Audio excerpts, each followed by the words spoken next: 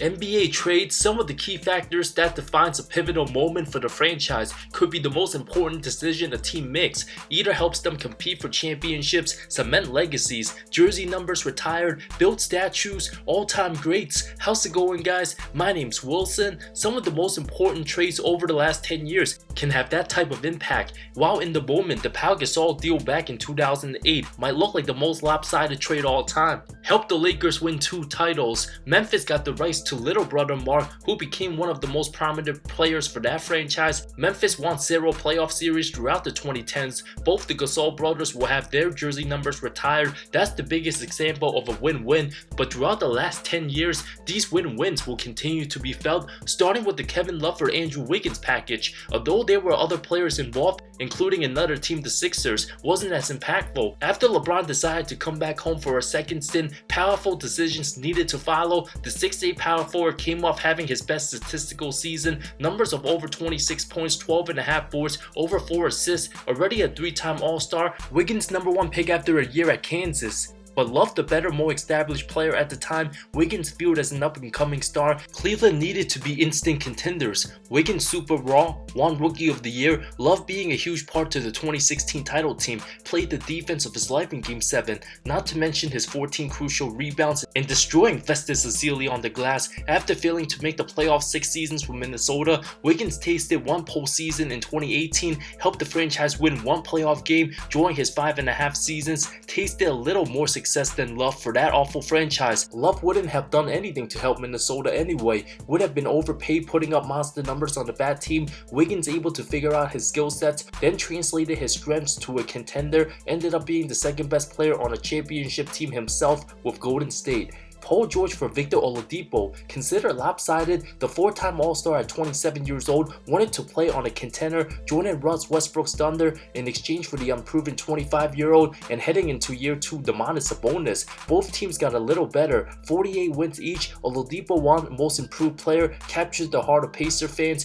thinking they end up in the lottery, way better than anybody anticipated. Both teams played competitive basketball against the best. Although neither one ended up winning a playoff series with their new teams, OKC essentially moved George after 2 seasons for a massive rebuild, and now having stars Gilgeous-Alexander proven to be one of the best young players. OKC now have one of the brightest futures. While we'll talk more about Sabonis later, became a fan favorite and developed his game, even becoming a 2-time All-Star with the franchise. Chris Paul to the Rockets for Pat Beverly, Montrezl Harrell, Lou Williams being 3 of the key names, and others. A win for both teams after CP failed to make it past the second round with the decline of Blake Griffin plus untimely injuries, either one or the other. The 32-year-old time ticking teamed up with one of the best players, James Harden, who needed another reliable star come playoff time. In reality, Harden wasn't gonna go super far by himself. The two clicked on all cylinders, led to a franchise best 65 wins, but untimely injuries, Game 5 conference finals, after up 3-2, team came up short again 2019, but Paul wasn't gonna get past round 2 had he remained with the Clippers. While the role players all made a name for themselves, played super hard, Lou Will and Montrezl each won 6th Man of the Year 2019, then 2020, created enough traction.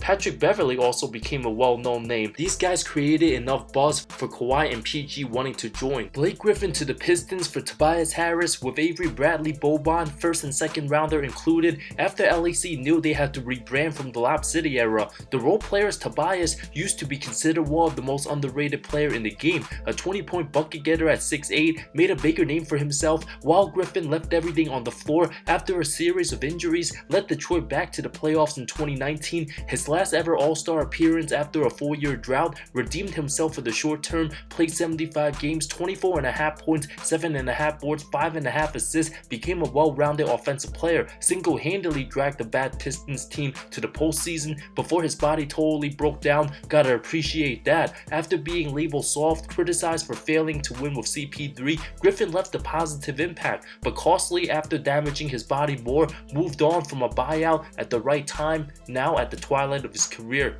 February 2019, before the deadline, Memphis dealing the aging Marc Gasol to Toronto for the much younger Jonas Valanciunas, absolutely the right move. After over 10 seasons with the Grizzlies, the team's playoff window shut down. Gasol, already 34 of age and useful role player on a contender, made the most sense. While the 26-year-old Valanciunas had plenty of basketball left, a high risk, high reward, Gasol a masterful job helping Toronto win the title. His defense on Embiid extremely underrated, never fell for his pump fakes, stretched the floor, formed the wall with Ibaka, Siakam, and Leonard against MVP Giannis. Elite defensive instincts, excellent passing. Without Mark, a strong argument to be made. Raptors don't win the 2019 title, earn himself a ring. While Memphis quickly rebuilt it nicely, the Lithuanian became a good player. The historic Anthony Davis trade to the Lakers. After months of ongoing talks, AD joining forces with LeBron after signing with Clutch, super inevitable. The 26-year-old just starting out his prime made a couple postseasons, good enough to become a top 5 MVP candidate several times.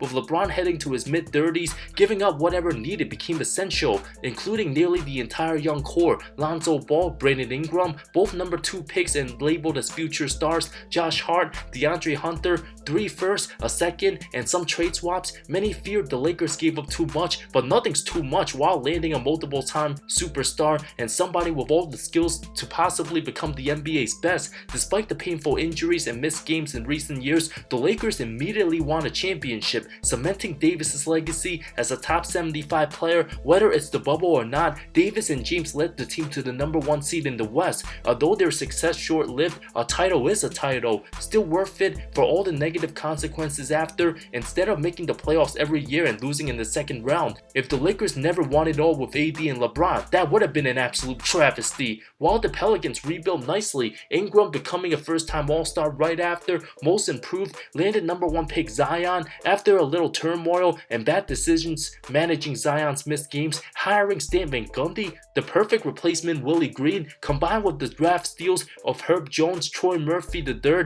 and signing hard-nosed undrafted Jose Alvarado, traded a few pieces to land proven 20-point scorer CJ McCollum, made the playoffs 2022 without Zion. Now on top of the West, looking like playoff material for the next decade. If you were the Lakers, you make that trade 10 out of 10 times. Ingram was never gonna flourish, being second fiddle to LeBron. While Lonzo super injury prone, Davis remaining on the Pels would have continued getting early playoff exits. When anyone tries to act tough with Steven Adams, they better head to the exits. The New Orleans to Memphis deal, a 3-team trade, the other big name Jonas Valanciunas.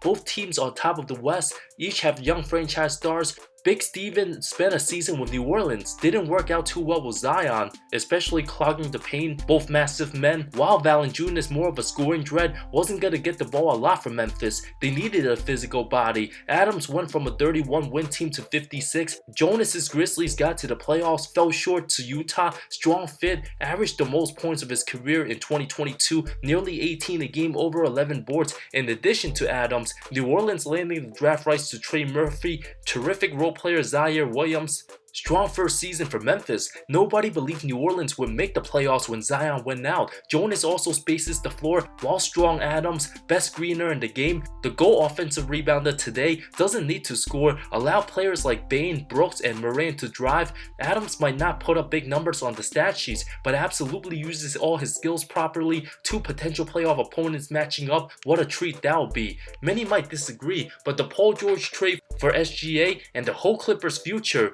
an insane 5 first-round picks, giving Kawhi's unavailability and injury history. The Clippers might have already peaked, but they're still dangerous if everybody just plays. At least the team finally broke their 51-year conference final drought. All that underachieving talk from the bubble meltdown, team got rid of King of 3-1 Shivers and Montrezl, who was a mess Harold. The team possibly could have won the 2021 title had Leonard not hurt his knee. After Kawhi went down, PG averaged 29.6 points, 11 boards, 5.5 assists those 8 games. There would have simply been no Kawhi without a Paul George trade. While SGA might be better than both of them in 2023, OKC still in rebuild mode. 4th season for the 24-year-old on the team, soon to be first-time All-Star. Thunder ways away from being true postseason contenders. Yes, OKC has ton of assets, but Presti simply needs to make up for that awful James Harden decision 10 years ago. Domantas Sabonis for Tyrese Haliburton. Both super polished, fundamentally sound, smart, efficient, excellent teammates, plays winning basketball. Kings fans irate for giving up a franchise-type point guard after nearly 2 decades of no playoffs.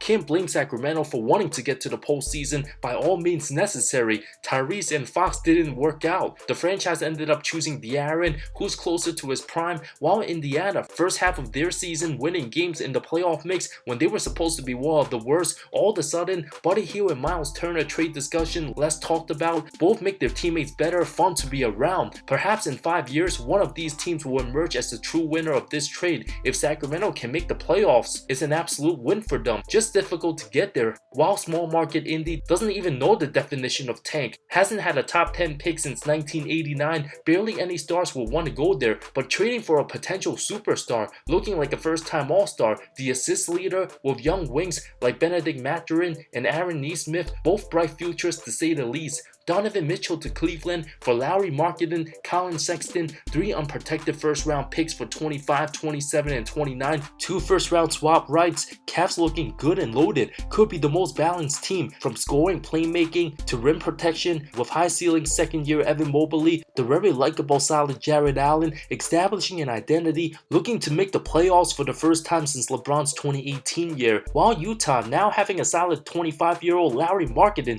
the Finland sensation, actually picked 6 spots ahead of Donovan. A career year, 26 a game, 9 rebounds, Utah being way better than expected. Markkanen could even be a first-time All-Star. Some viewed him as a bust years ago. If any team's regretting about Markkanen, it's the Chicago Bulls for letting him go. While Sexton embracing himself as a legit 6th man, Utah's supposed to be the laughingstock of the league and in the Victor sweepstakes. But way too late now. They'll have a chance to make the play-in and be competitive. Danny Ainge lots of decisions with the loaded picks coming in, scamming Minnesota in the Rudy Gobert trade. Utah also a bright future ahead. Honorable mentions includes Nets getting Royce O'Neal for a first from Utah, a rotational piece for Brooklyn. Too early to tell. CJ McCollum to the Pelicans. We'll have to see how things work out in Portland for the next several years. While the Suns easily won the CP3 trade, OKC didn't get too much in return, got way more benefits from the Paul George deal. We'll have to wait and see on that too. Thanks so much for watching. I love all of you. See you next time.